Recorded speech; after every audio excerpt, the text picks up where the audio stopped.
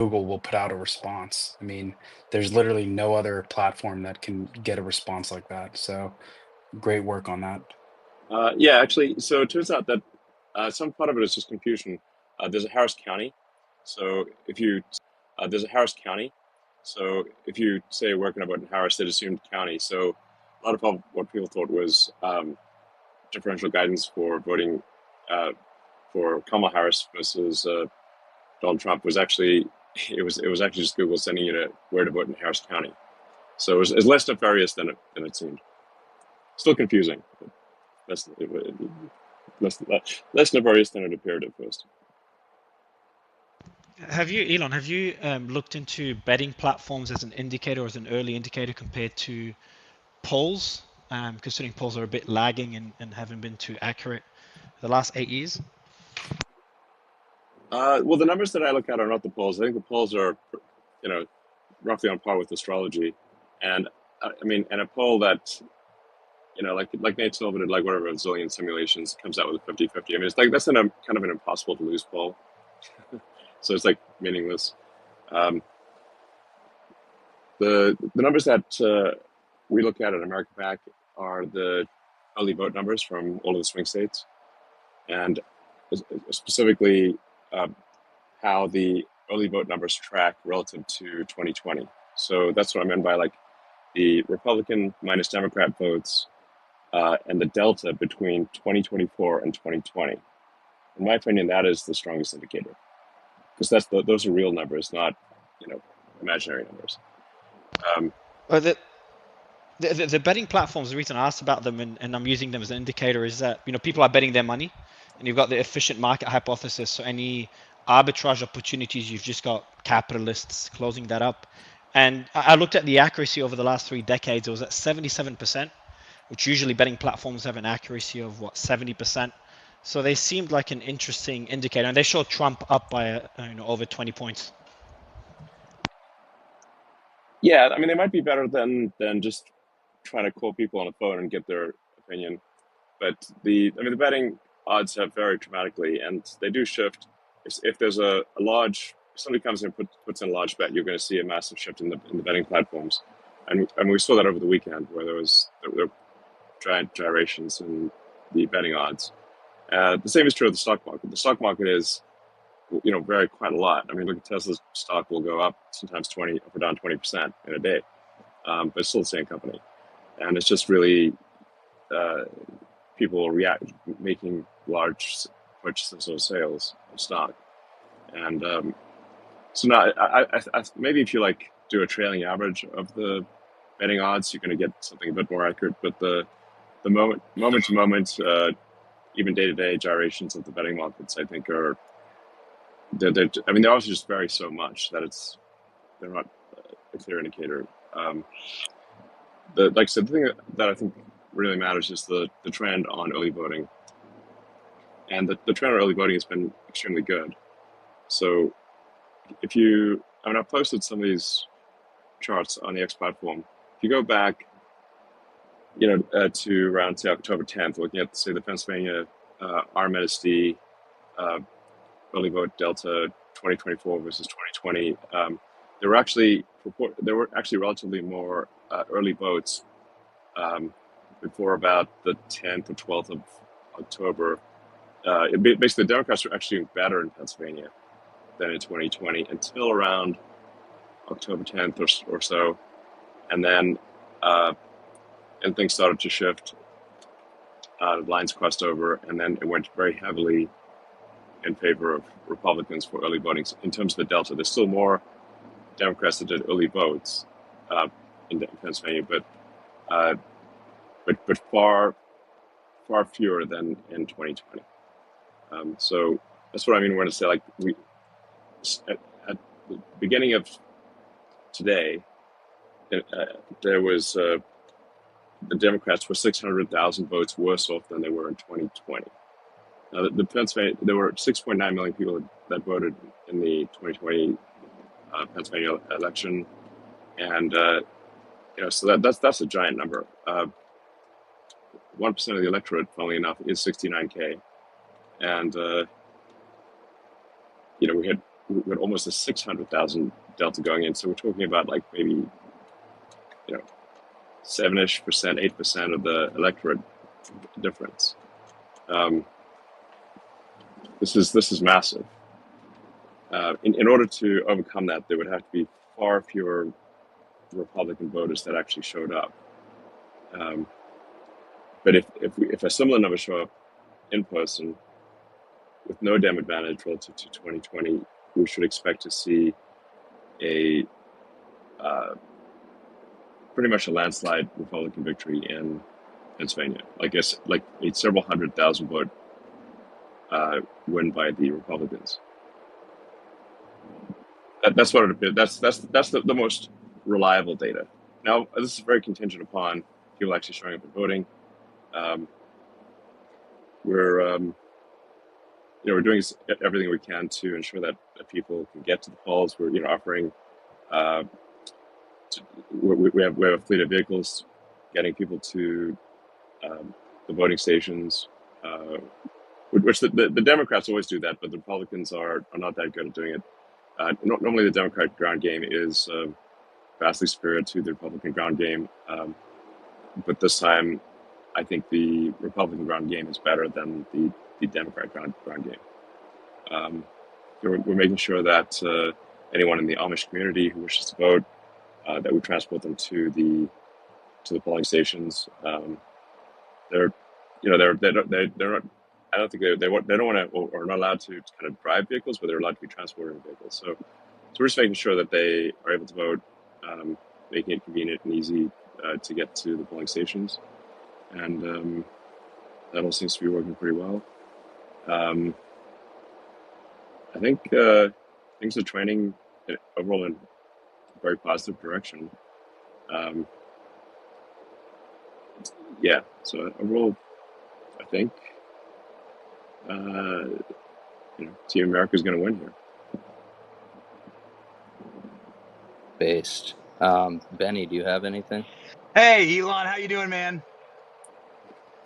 Good. How's it going? Good. Are you wearing your dark Gothic MAGA hat? I do not. I'm not currently wearing a hat. my online avatar is. That is my all-time favorite MAGA hat. My question to you is for a response to Claire McCaskill, who is a disgraced senator who lost her position in a landslide election defeat, who was on MSNBC yesterday or the day before. You should not be involved in politics. You should leave it to the professionals to be involved in politics. Sure. And she was chastising you for that, followed quickly by Rachel Maddow saying that the American government should come in and destroy all of your businesses out of revenge for you protecting free speech and our right to vote in this country. I would like to get your response to those two MSNBC talking heads. Well, I mean that's like they're basically suggesting a fascist response that that people and companies should be punished for their political views, which is obviously incredibly inappropriate and undemocratic. So,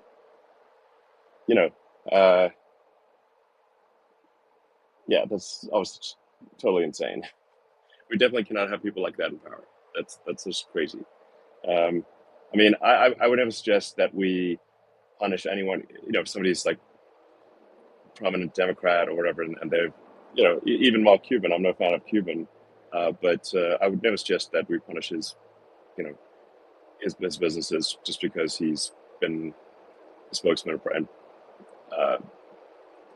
the Dems. That's crazy. We want to have free and fair and balanced elections, and same goes for the X platform. I'm going to obviously voice my opinion very strongly, but I, if there's any unfairness or anything to Democrats, independents, or anyone else, we want to make sure that that's addressed, because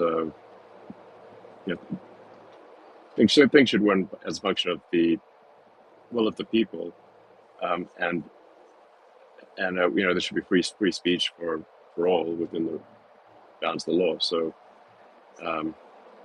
public town square, that's as fair as possible. So,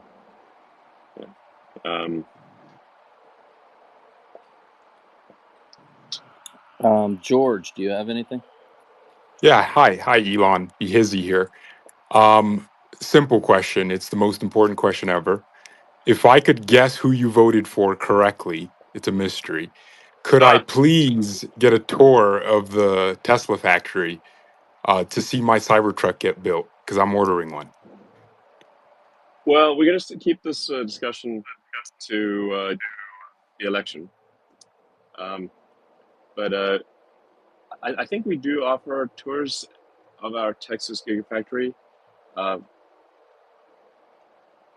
but I'll find out about that. I think if you really want a tour, if they bought a card and they want to come see the factory, then we should allow them to do that. We had that at Fremont for a long time, and then it got canceled because of COVID.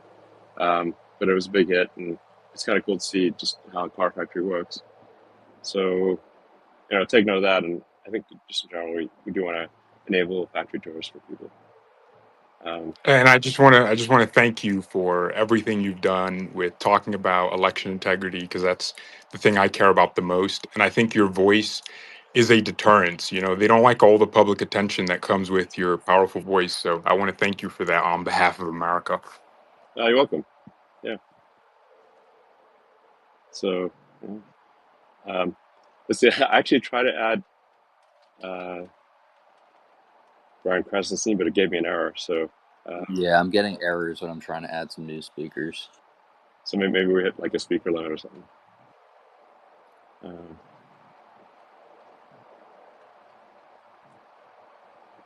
Yeah, while you're doing that,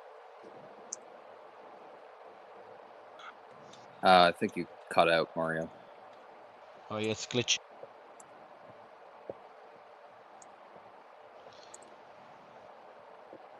Can you hear us?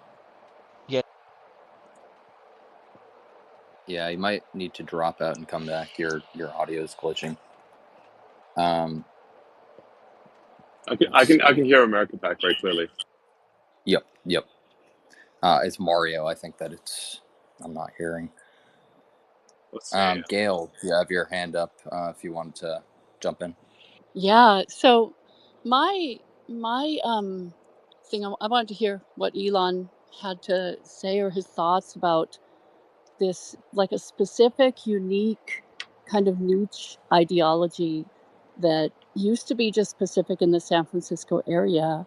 And like, Elon, what do you think about, like, first of all, how did it spread so fast across our country, the USA? And also, Elon, do you think that that ideology is a kind of a driving force in why people are saying they really want to vote for Harris?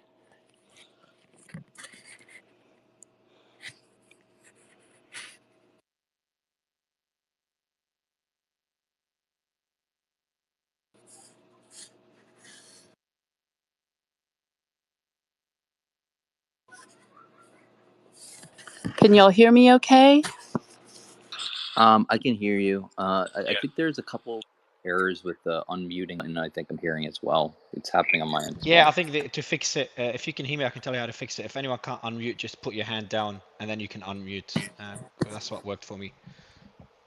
Should I repeat my question? Sure. Okay, great.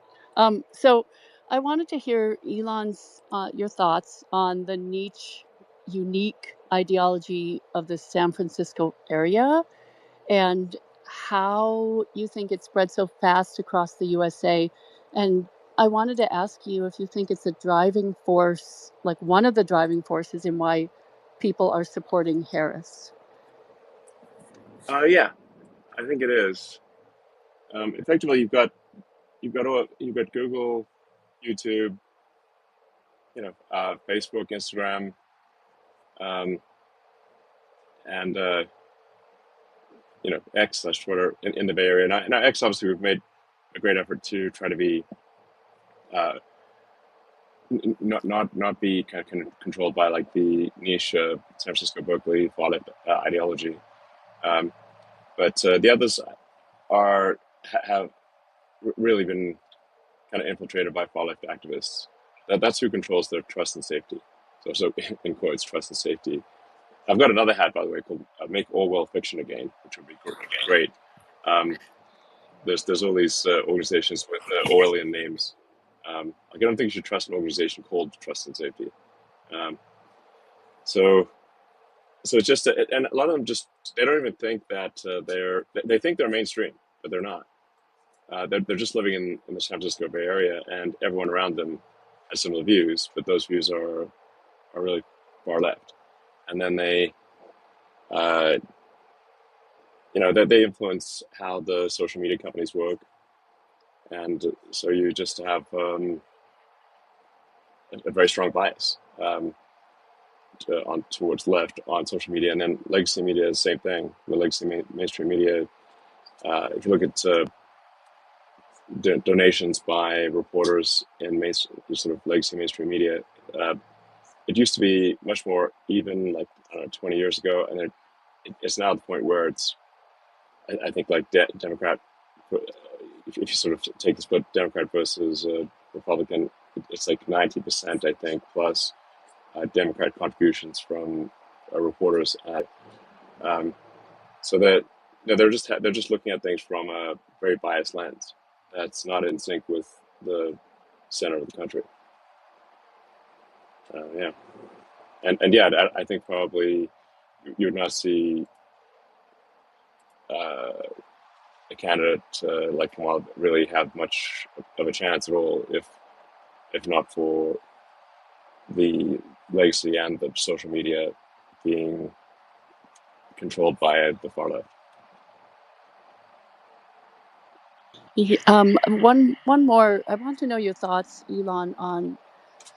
So, in my experience, I've seen therapists and counselors and lots of teachers, even coaches, um, who seem to hold very far left viewpoints, and they're the ones in touch with our kids, whether it's elementary school, preschool, all these different levels of education.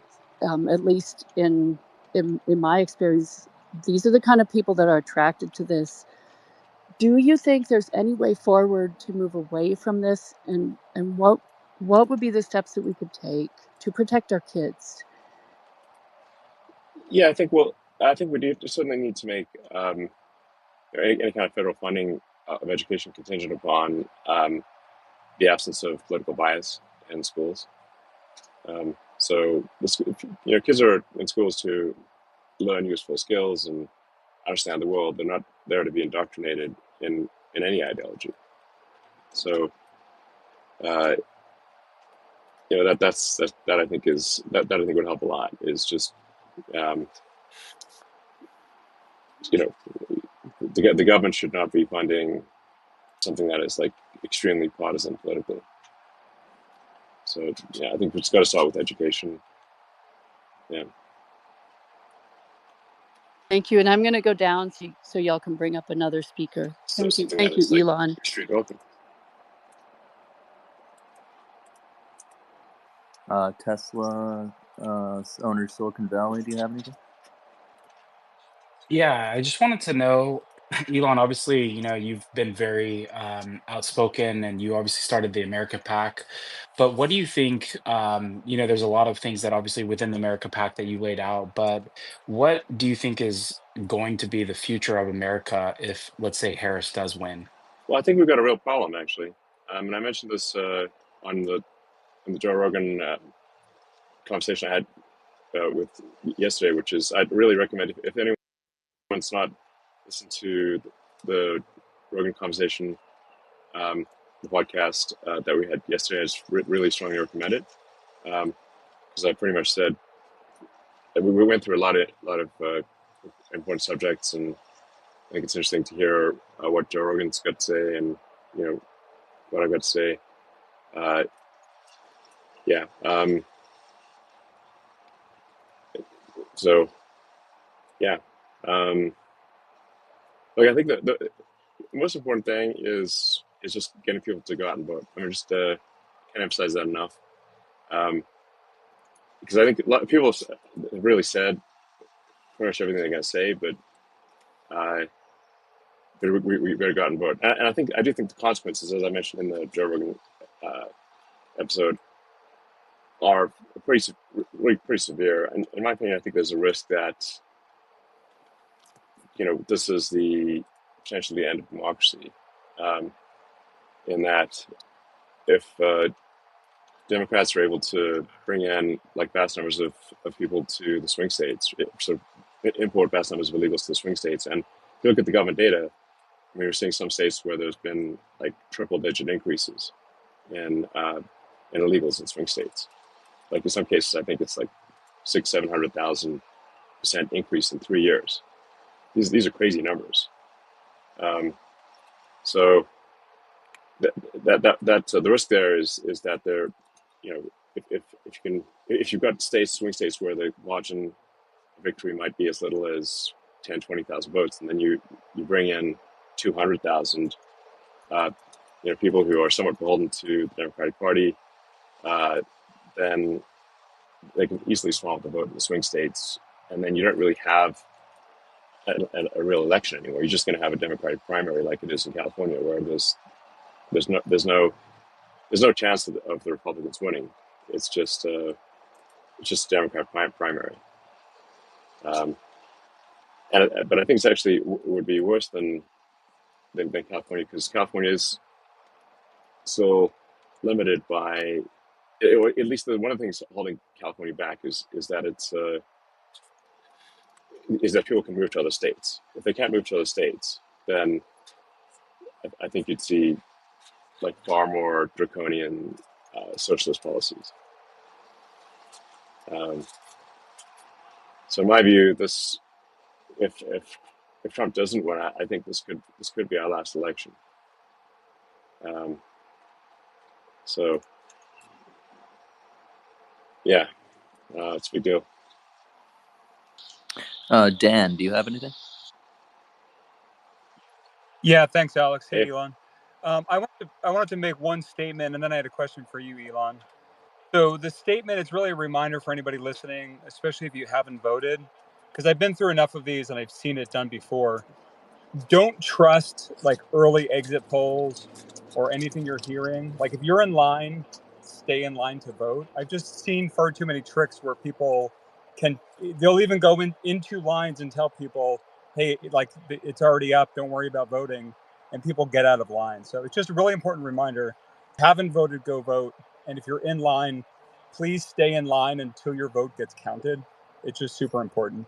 And then my question for you, Elon, is, I'm obviously have a vested interest in the X platform, working for X, and I love the platform. But you've talked about the First Amendment and maybe the ramifications of a Harris administration for X. I'm curious, like, is it overhanded to say that maybe X could get shut down or it could get, heavily fined by an administration? I've heard things like John Kerry, a prominent Democrat, stating they need to fight misinformation and, maybe more draconian measures. Your thoughts, Elon, on where it might go if she gets elected in the future of X? Yeah, I think we'll basically be given a choice of either censorship or shutdown. That's what, I mean, Kerry was even talking about, John Kerry was on, an interview talking about it's an obstacle to their censorship, what they want to do. I'm like, that's the whole idea. It's of the First Amendment, is that it's meant to be an obstacle. It's meant to be hard for the government to inhibit freedom of speech, because the places that people came from, they came from countries where if you spoke your mind, you could get imprisoned or killed. So that's why the First Amendment exists, is to protect the people from the government. That's the whole idea. That's why we have a constitution. So yeah, I'm very concerned by the talk among many Democrats that is anti-freedom of speech. And I mean, they always use the words like, well, they want to get rid of hate speech. I'm like, sure, like so nobody likes it. I mean, I think you have to be a real jerk to like hate speech. But who's to say what hate speech is? The government? I don't trust it. I mean, it's crazy to think that you could trust the government to decide what's hate speech and what's not.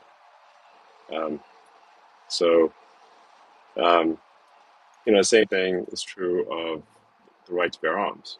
Like it's not, obviously nobody wants school shootings. Obviously, that's terrible. But and I think it was I heard someone online just make quite a compelling argument for right to bear arms, which is that I think she was asking, like, can you guarantee that the United States will never have a tyrannical government? And it's like, well, of course you can't guarantee that the government's never going to be tyrannical. It's like, great, then we need to keep our guns. So, yeah, it's worth noting that when Chavez took power in Venezuela, he was big on he took people's guns away, and for their safety or whatever, and then you had the Maduro, the sort of fake elections, and Maduro refused to concede, and when they protested, he shot them. So I think we need to make sure that we preserve the Constitution, and freedom of speech and right to bear arms are crucial to that. Crucial. So that's why we did this petition, to show just how much support there is for freedom of speech and right to bear arms among voters in swing states. So we now have over 1 million people who signed it, and these things are there for a reason, and if we don't have them, I think we won't have democracy. And if you don't have freedom of speech, you don't have real democracy, because you're living in a false reality without freedom of speech. So you can't make an informed decision. If you can't make an informed decision, it's not real democracy. And it is funny to see, like, this. People do live in different worlds. Like, for people that get all their news from like the legacy media, just like read the newspaper and or watch MSNBC or something, they just live in a totally different world, and like they think a whole bunch of these hoaxes are real. They think like Trump's like a Nazi sympathizer, and like the Madison Square Gardens rally was a Nazi rally. This sort of with the fine people hoax. And I was at the Madison Square Gardens rally. I think there was like an Israeli flag there. There were people of all sort of races, creeds, religions, and it was a very positive energy crowd. It's the furthest thing from a Nazi rally, and yet that's what the media called it, which is just totally insane. I try to say that, for example, when Trump was talking about, like, unless there are some tariffs placed on vehicle imports from Mexico, that there will be a bloodbath in the auto industry. And then the media headline was, Trump claims there'll be a bloodbath, meaning like an actual violence. It was just a metaphor for what would happen to the American car companies. But then people thought, oh, Trump's calling for a violent bloodbath. That's just crazy. It's just one thing after another. But if somebody only listens to,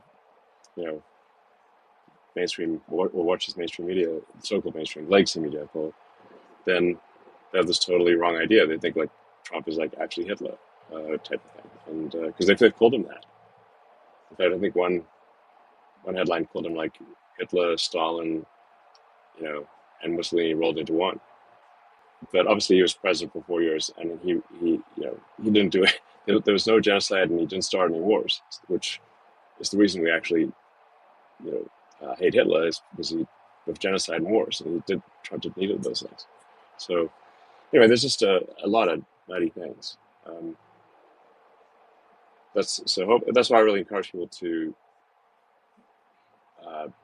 send XLCOM links to friends, so they can actually just see the source materials. Like, really, if you want to get to the bottom of things, you want to see the source material. You want to see the actual speech that Trump made, or just the actual event, as opposed to someone's sort of tiny soundbite of the event, or edited version. Just point people at the source material, and they can they can see what actually happened. Is it on free speech? Is it fair to say that the media just went way too far this time around? That it could be that pivotal moment where trust erosion in mainstream media is now outweighed by people tuning in into podcasts, and I think the metrics at X speak for that. I think you got 47% of Americans tuning into podcasts. Could we finally see that shift away from mainstream media being the arbiter of truth, like a genuine shift rather than just wishful thinking?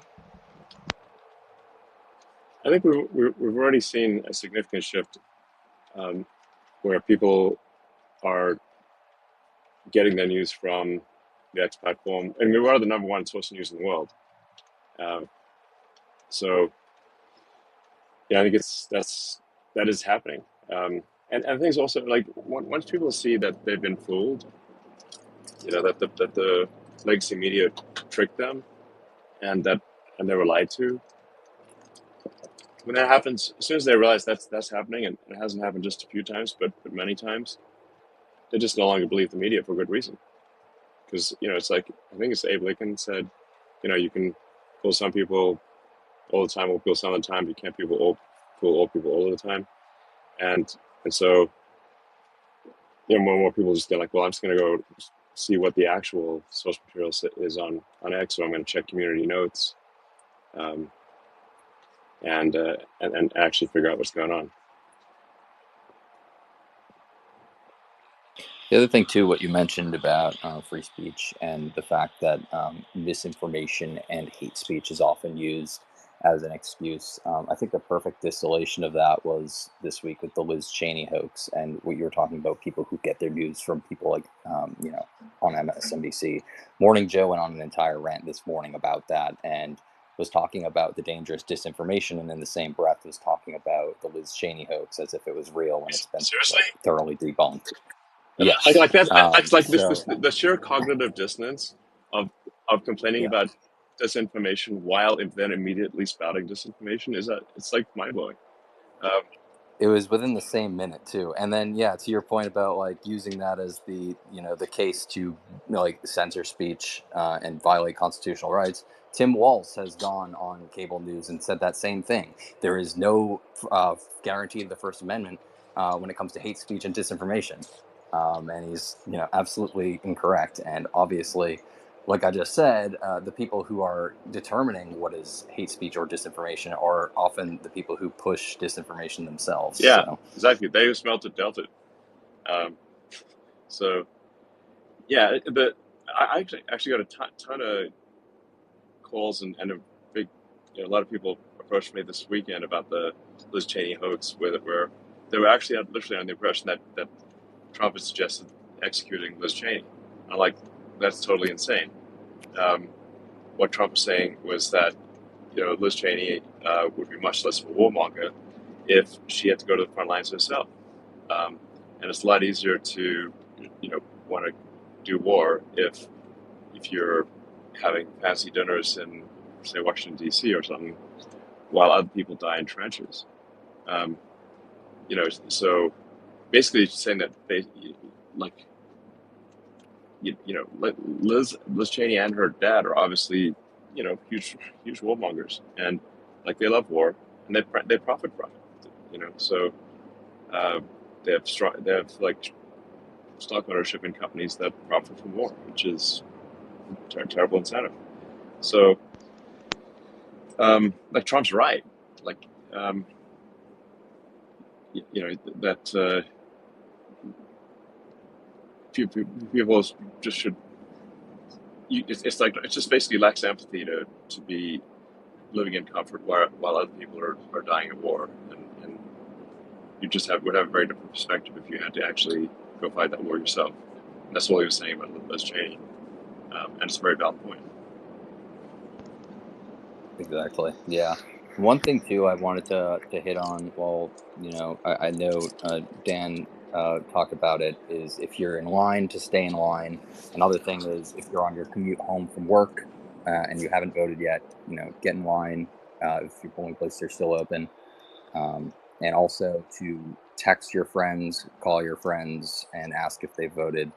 and that their vote could, especially in states like Pennsylvania, could change the outcome of the election. So just a reminder there, polls are starting to close. I think first polls are closing in just under 10 minutes.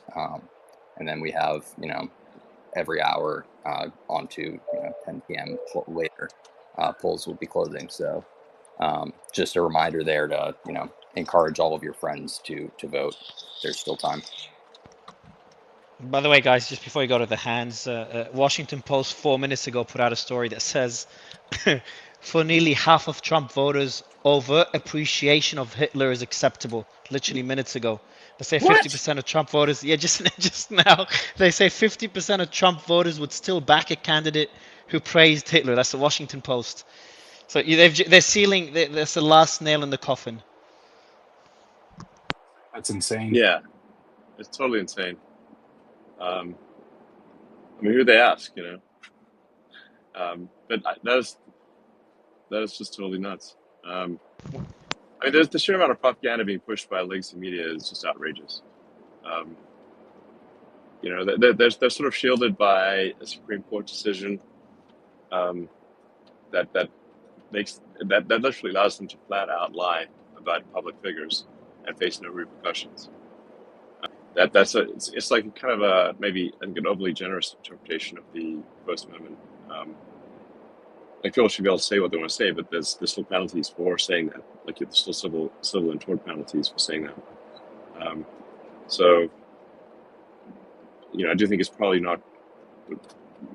That doesn't make sense. That you can just blatantly lie, and over again just get away with it with zero financial consequences. They're doing you a favor. The metrics on X kind of speak for themselves. Yeah, just they Elon. kind of are doing me a favor, frankly, because more and more people just come to X to find out what's really going on. Hey, Elon, I wanted your thoughts on the Google interference thing. I mean, considering how big Google is, do you think that's illegal what they're doing, just suppressing Trump's name? Well, it's not clear that in that particular instance, I think they didn't, at least in that instance, did not suppress Trump's name. It was that when people searched for Harris, it was showing them the locations for Harris County, not where to vote for Kamala in general, just for Harris County. So that was, I think, a misunderstanding, at least on that front. I mean, there are other question marks that are maybe more significant, like when Trump did the interview with Joe Rogan. It was the biggest interview in the world, and you could not find it. You'd search for it on Google or YouTube, couldn't find it for several hours, which is that's very odd, because it's obviously it's Joe Rogan's channel on YouTube, and that's YouTube already knows that's a big channel. So it's like they claimed it like that there was so much so many people watched the interview that it triggered some automatic search ban or something like that. But I mean, come on, it's Joe Rogan's channel, and it took a long time to fix it. Yeah, exactly. Those should be easier fixes, especially if it's like national news. If it's number one hosted on your platform and then like national news, it should just be like a glaring alarm bell that like it's not searchable. And you'd think there'd be some sort of guardrails for one like most prominent users on the platform to I think their excuse was that there was like mass reporting of it or something as spam.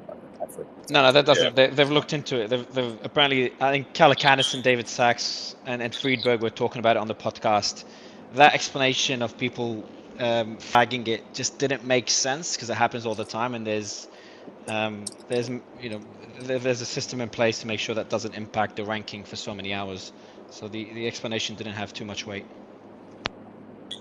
I didn't think so either. It wouldn't make sense for them to be able to game the system. Yeah, it's certainly the case that Google prioritizes left-wing media in their search results. Also prioritizes quite a bit of Reddit, which is very left-wing at this point. So there's just a natural left-wing bias that Google has.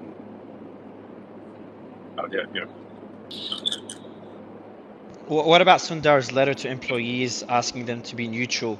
Is it genuine? Is it too little, too late? I think his message is genuine, but it does say something that he would have to actually send such a message, because he's sending such a message because he's worried that people won't be, and because they haven't been at times. I mean, when Trump won in 2016, I mean, Google had like a struggle session next level. Like they had like give people time off and like psychological counseling because Trump won. Like that's how far left Google is. You know, like they're like people are just like literally bawling their eyes out and taking days off work, and like that's the level of psychological trauma just because Trump won, you know, quite fairly won the presidency against tough odds. So yeah, those people are still there at Google. I don't think they've changed their mind about Trump for the most part. Um, so yeah, it's a real concern. But I think it's very telling that when you look at the fact that the Democrats outspent the Republicans, so Trump was way outspent in dollars, including my contribution uh, in the swing states and just generally. He has, you know, the Dems have, like, I don't know, almost every celebrity, like 80, 90% of celebrities endorsing Kamala. They've got massive bias in the legacy mainstream news, uh, you know, with absurdly favorable coverage of Kamala and absurdly negative false coverage of Trump. Um, and they also have a great ground game, which is something that the America PAC has helped fix. Is that we've I think made a very significant difference in the Republican ground game this election cycle to at least match, if not exceed, the Democratic ground game. But basically, the Democrats, like, they have all the cards. It's like it's insane that frankly, I'm like, I wonder, how do Republicans ever win, given that Democrats have so much on their side. Um, and I think it's because you know, people see through a lot of this, and yeah, the people are just a lot more mainstream, normal than the social media and companies and the legacy media companies and Hollywood, which are very far left.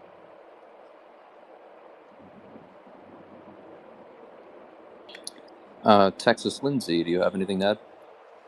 Yes, I noticed that Washington Post actually had another story come out today, and I was wondering if it was true or not. Elon, it said that you're going to be celebrating or watching the election results over at Mar-a-Lago tonight. Is that true? That is true. I actually just voted in South Texas because I'm registered to vote in Cameron County, which is where Starbase is, from my little house on William Street, which is not called Meme Street. Um, so yeah, so I just voted, and now I'm headed to Florida, and yeah, I'll just be there with President Trump and JD and a bunch of other cool people. They actually got a story right. It's very surprising. I'm shocked, actually. Yeah, So, yeah, I think it's you know, I think one thing that's like maybe underrated here is that like the Trump team is, and they're also just like they're fun. You know, it's like they've got a great sense of humor, like, you know, making jokes. I mean, Trump actually has quite a bit of self-deprecating humor. Um, up in a garbage truck was a great example of that. yeah, exactly. He's driving garbage trucks. He's working at McDonald's.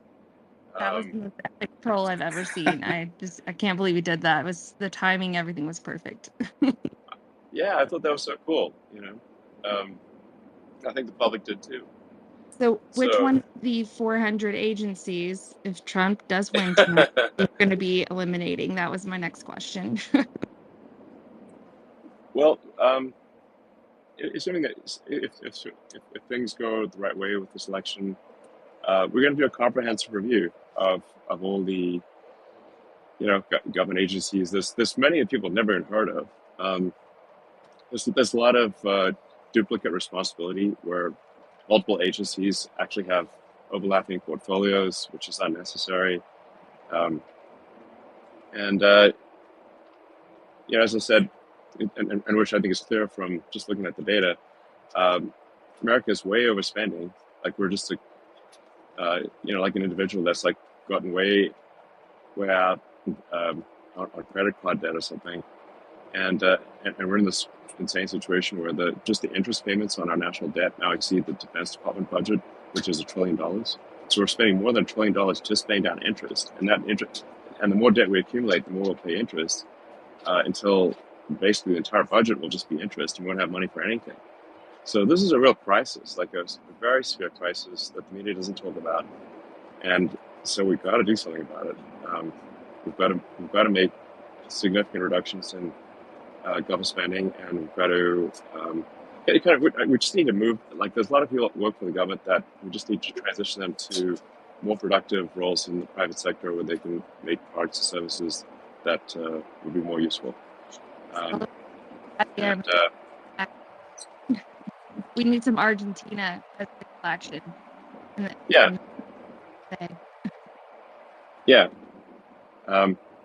So it's got to be done, and we want to do it like obviously in a sort of fair and humane way, and make sure people don't have like financial strife. So to be kind of I was thinking it depends on the situation, but something on the order of like 2 years of people can continue to get paid for 2 years, or I mean maybe more in some cases if they're long tenured, and so it's not like they can't make the mortgage payment. They just got a couple of years to kind of figure out something new to do.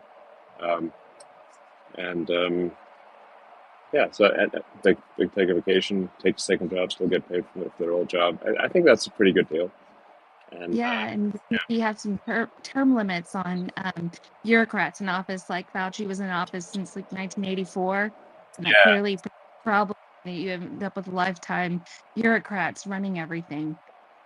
Yeah, exactly. So I mean, Fauci, obviously, I'm not a huge fan of Fauci. I think he should be held accountable for some of his some things he's done, which have forced harm to a lot of people.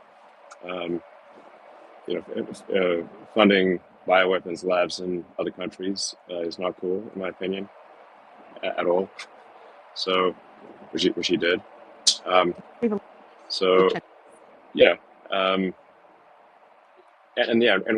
someone's in like position of power in the bureaucracy for such a long time, they just get, I think, somewhat corrupted over time.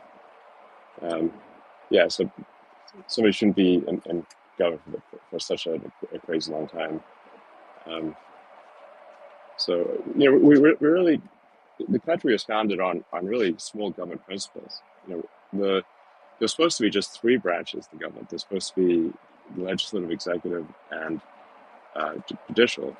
But now we've got this 4th branch, which in a lot of ways is more powerful than any of the other branches, which is this vast bureaucracy. So I think it's holding America back in a big way, and we can really unleash a new age of prosperity by simplifying the rules. We still want regulations, just they just need to be necessary regulations. So I liken it to referees on a field in a sports game. You want to have, you don't want to have no referees, but you don't want to have more referees than players. That's crazy. And that was a great. Yeah. Well, Elon, on that topic, tonight. I was going to follow up on that question. On that topic, Elon, like a lot of news publications came out around the time when you said there would be, I think, the word hardship, and they predicted they basically claimed you predicted there would be economic turmoil and a market crash. Can you clarify for everyone listening, like what you meant there? Because I feel like they probably took that ball and ran down for the field with them. Yeah, I'm very confident that there will not be a stock market crash. In fact, I think we will see a rise in the value of equities, and as a function of prosperity. And like I said, in reducing the size of federal government, we'll make sure people, still making the same money they're making before for, I don't know, at least a couple of years. So there only really would be hardship if people after 2 years can't find something else to do, which I think is very unlikely. Um, but I actually, my thing, I think the most likely outcome, if there's significant deregulation, is just like what happened with when Reagan did it in the 80s, is that he unleashed a massive age of, like, massive prosperity was unleashed with Reagan deregulation in the 80s. And that's I think what will happen with the Department of Government Efficiency, is that we'll make government way more efficient. We'll, people's tax money will be spent far more sensibly, and I'm not saying there won't be there might be a few bumps in the road, but in the grand scheme of things, I think we'll be headed for a golden age of prosperity. Thanks, Elon. Sorry, Texas. I'll let you finish that. Sorry. Oh no, I was just gonna say, if we can tonight, Elon to go live on X with Trump, I think that would be epic. Might break the internet. Sure. That would be. That would be quite entertaining. Yeah, I think that's how you guys should announce the victory if it happens on X. Yeah. Well, I mean, hopefully it's clear enough. The votes are clear enough that there is a victory tonight.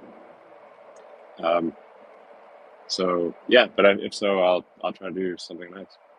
We will definitely know the results in Georgia, since they passed a law saying that they have to have all votes counted within an hour of the precincts closing. So hopefully we'll get some good news and a quick turnaround here in Georgia, and hopefully more states follow suit and add that legislation to their state law as well. That would be nice.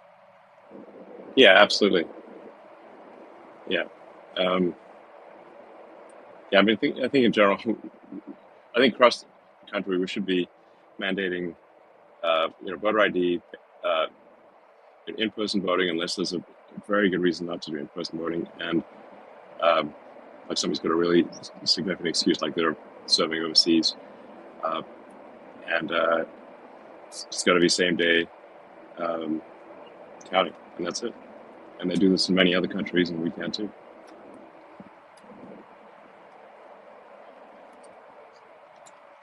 Wall Street Silver, do you have anything to add? I think Silver's having audio issues. He was DMing me earlier about it. Oh God. Okay. I'm just seeing that. All right. Let's see. Not Jerome. Do you have anything to add? Hey, what's up, everyone? What's up, Elon? First, I'm gonna thank Elon for giving us this wonderful free speech platform where we can say whatever we want and we can meme whatever we want, and it's good, not like other platforms. Recently, Mr. Trump said that he wants long-lasting peace in the Middle East. I wanna know Elon's stance on this matter. I want to know if it's something achievable in like a short term, long term. What's his stance on it? And I'm gonna suggest Elon, when the Department of Government Efficiency comes, to keep my printer alone, please. Thank you. Yeah. I think Trump's record, prior record as president, speaks for itself. Where there were no wars started. In fact, we made significant inroads with North Korea, and I think people were. This is why actually it's very important to have a president where there's both the perception and the reality of strength, because people don't want to mess with a strong American president. But if we have either the reality of perception or perception of a weak president, which, I mean, Biden obviously is, if to see that the American president can't even climb a flight of stairs, I mean, like, nobody's going to be intimidated by that. But I think Trump, people do find Trump intimidating. World leaders find him intimidating, so that is incredibly helpful for ensuring peace. Long-term peace in the Middle East, I sure hope so. It's a tough part of the world, but I think we can do a lot better than what's happened over the last 4 years. Like, a lot better. Thank you, Elon. And please, please, tell Mr. Trump to give me a second term or to keep my printer alone. Thank you very much. I think we're going to do something. I think your printer is moving, is printing too much money and needs to print less money. Yeah, maybe I can do that if you give me the second term. Yeah, it's okay.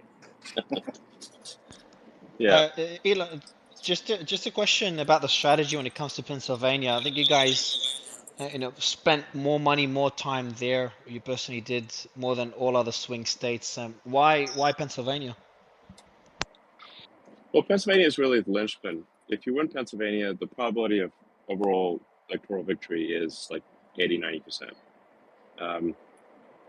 Because you need almost all the other swing states. If you lose Pennsylvania, which has got the most electoral votes, then you need almost all the other swing states to win. And I do have some ties, some history with Pennsylvania because I went to college there for 3 years. I know the state, and I felt that it was possible to shift Pennsylvania into the Republican camp. That was my instinct, and I think that'll be proven correct. I hope so. Certainly, we've been able to shift the early voting difference dramatically. As I mentioned, the Democrats are actually doing better than 2020 in early voting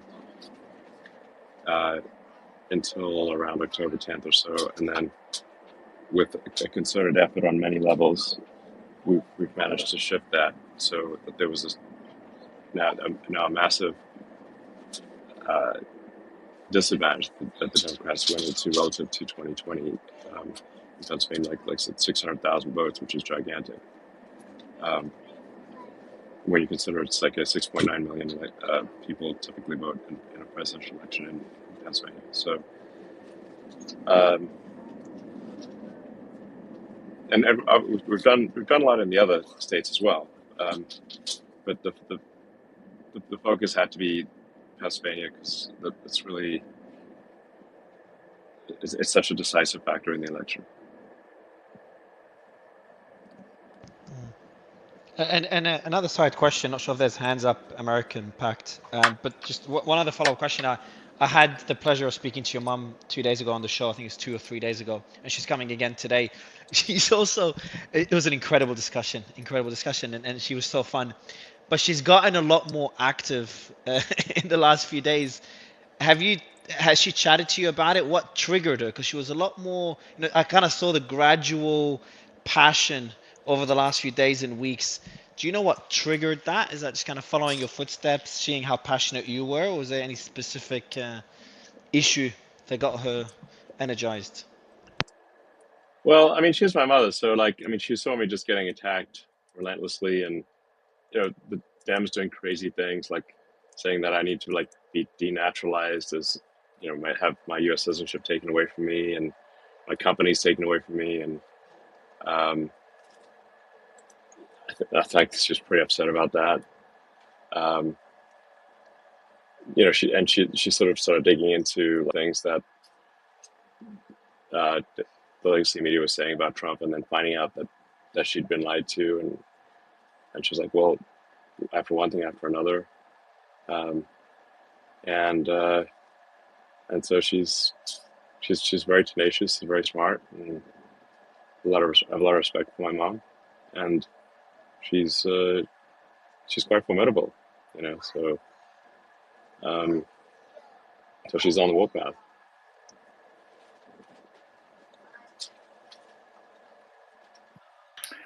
Let's see. Do we got a question from Rabbit? And apologies, I'm trying to add more people to the stage, but I'm just getting an error. Sorry, I'm gonna drop off then. Thank you very much for having me, guys. I'm gonna drop off for other speakers.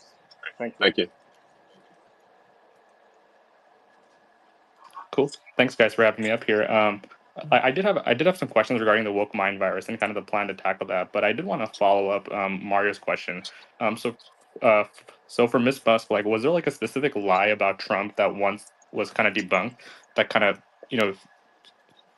swayed her a little bit? Because I know there's buying people on both sides hoax, for example, that many people bought into, and then once they realized that full context where he wasn't where he wasn't supporting Nazis and white nationalists, and he explicitly condemned them, yeah, that kind of swayed them. So was there like a specific like moment in the media narrative that kind of like once you saw the other side that it kind of switched her over? I'll ask you about that because I'm not sure. I'm not actually sure what the fundamental thing was. What biggest impact? Um, I asked her that question 3 days ago. What she answered, what she told me was the lies she constantly saw on mainstream media. I think when she kind of woke up to that, I think most people are in a similar, similar bucket, starting to wake up to the kind of other universe that the mainstream media is creating. yeah, basically, speaking of rabbit holes, like once you start going down the hoax rabbit hole and you start finding that one thing after another was a hoax, I think it tends to make people very angry because they feel like, wow, I can't believe I've been lied to so much for so long and so consistently.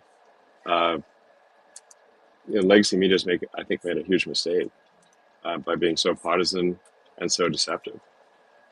Um, and this is, in fact, if you have friends and family who, are still sort of buying into, the, sort of still, I don't know, call us supporters or whatever, just showing them the source material, I think, is the biggest thing. Just like saying, well, what are the things that you just like about Trump? Let's look at let's watch the actual video.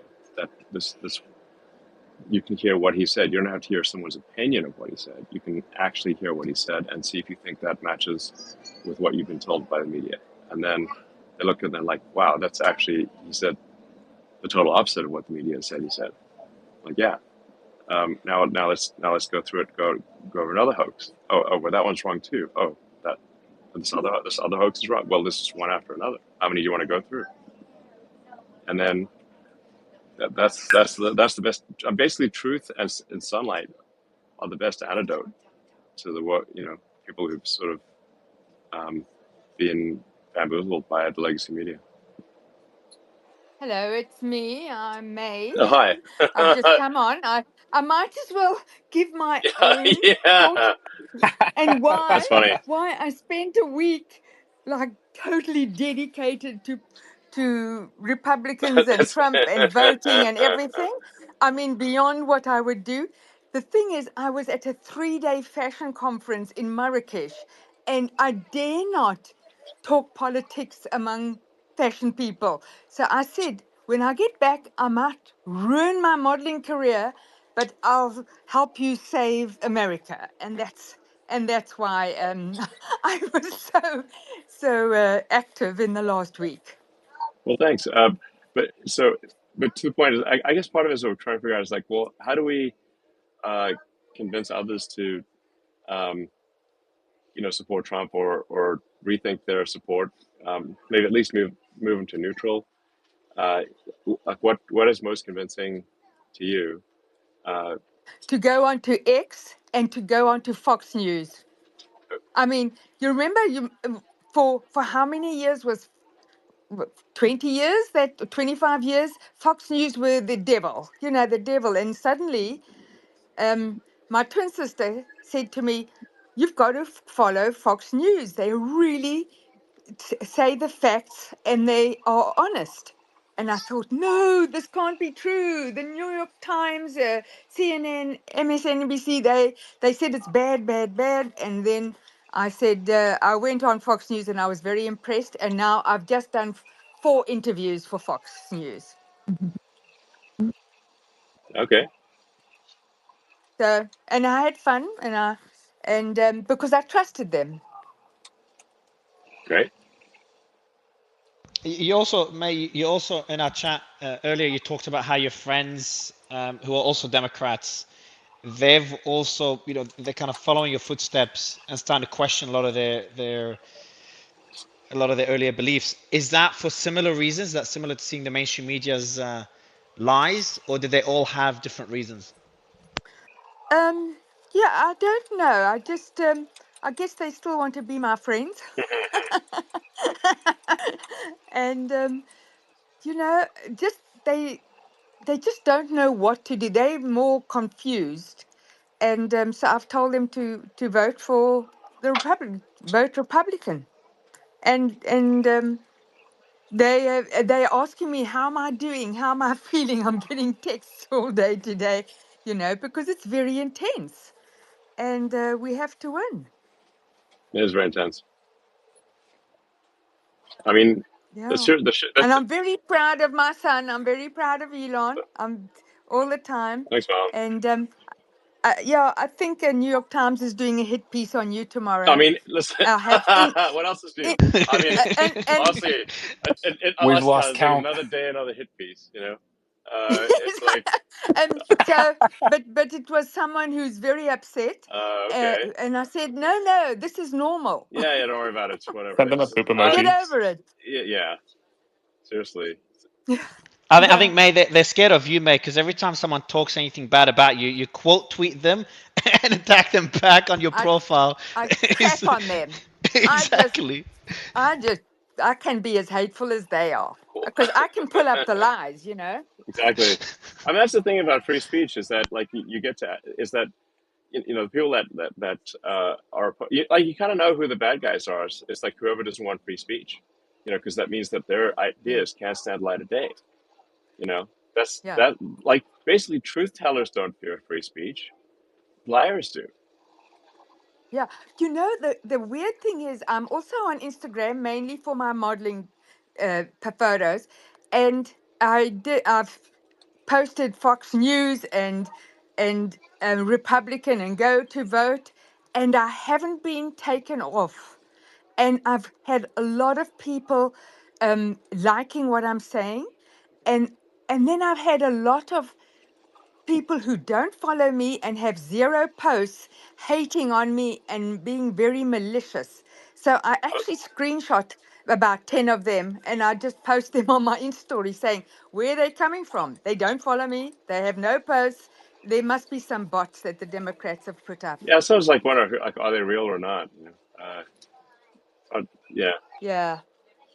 And then those people who are real because they do follow me, if they mean and malicious, then I block them. But if they just giving their opinion, and then I'll just I hide their comment.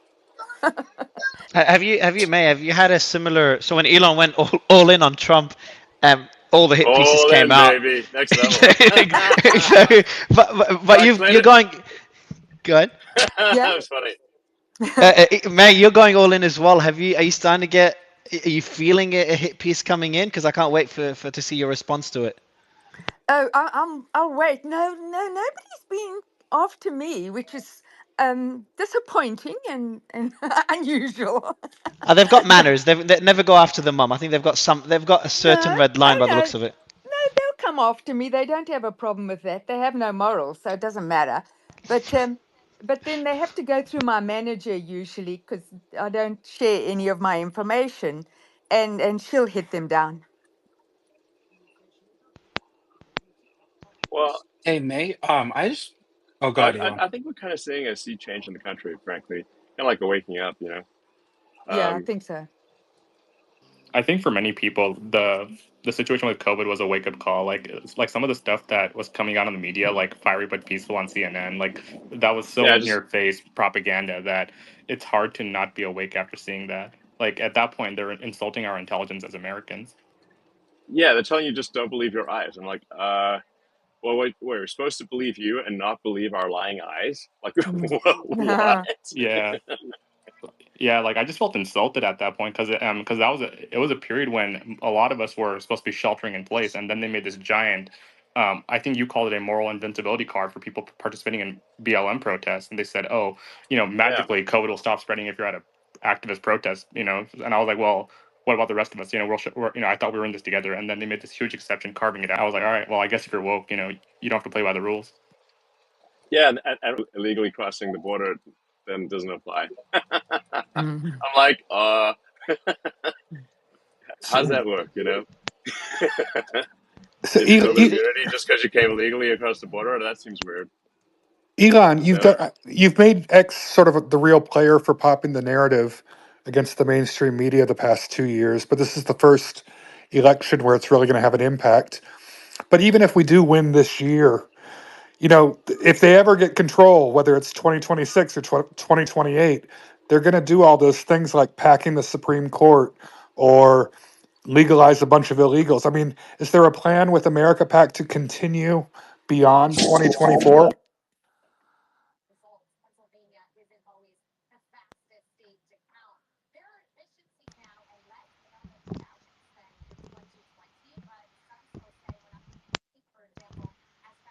Can anyone hear Elon? Is it glitching? I think Elon, you're muted. I think, unless I'm the only one that can't hear you. I can't I hear can't you. hear. I can't hear I think anything everyone, too. everyone, Oh, sorry. everyone was just too scared to actually. Sorry. Yeah, everyone was just too scared to jump in. Sorry. Actually, I'm just about to land, so I have to sign off soon. But um, no, Have a great party tonight. I hope you're celebrating. I hope so. Yeah, I'm celebrating with friends, the closet Republicans in New York. Yep. Yeah, yeah. Yeah. No, so America PAC is gonna keep going after this election, and be preparing for the midterms and any intermediate elections, as well as looking at elections at the district attorney level and basically judicial sort of level, because I think we something needs to be done to kind of counter the damage that Soros has done to the American system. Um, we just have to have DAs that protect the citizens of their cities and put like repeat violent offenders in prison. Like, it's just insane that we have so many cities DAs who don't prosecute crime, and then the people of those cities suffer. You got that in New York, you got that in LA, you got that in Philadelphia. It's just nutty. And so I think basically American PAC's going to aim to weigh in heavily on the midterms and intermediate elections, as well as just doing common sense stuff like having DAs who prosecute repeat violent criminals who are obviously a danger to the people. By the way, have you guys, Elon May, your thoughts on the strategy by Kamala, getting all these A-list celebrities to support them? It's the campaign. I'm surprised she's even that close in the polls, because the campaign is mainly focusing on the strategy of emotions. So no logic, no numbers, no policy. All her answers are very vague. Yet for some reason, it still works with some people in the US. I just don't understand why not enough people see through it, and I wonder whether that could happen in future elections as well, because it's not an election based on facts. I know, but I was a former Democrat and I was a staunch Democrat. And, I didn't trust a Republican. I didn't trust the Fox News or any Republicans. And it is really hard to suddenly change. So it would take a few weeks to be able to accept the change after you've been believing for so long.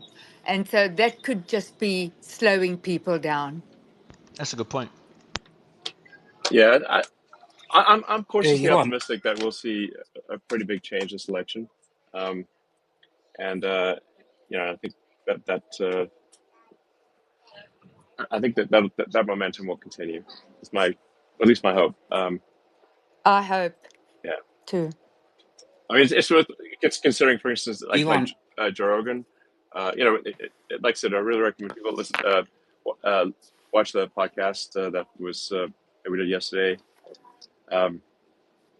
Because Joe was, Joe was a Democrat for a long time until recently, and Joe Rogan, for Joe Rogan to endorse Trump, that's a really big deal, because at times in the past he actually said I think he at one point, like he said, he would never endorse Trump, and he's come to the conclusion he's changed his mind, so again, because the more he looked at the data and everything, it's like he's like, well, you know these hoaxes aren't true. And Yeah, so I think we're just seeing it. I think there's a sea change in the country. I hope I'm not wrong about that. And um, yeah, and if Trump wins, we'll have 4 years to just fix a lot of things, and set up America for a grand age of prosperity. So with that, I'd have to sign off. Got to actually go meet with President Trump, and hopefully tonight will be a celebration. Thanks, everyone. Thank you. Okay, thanks. Thanks.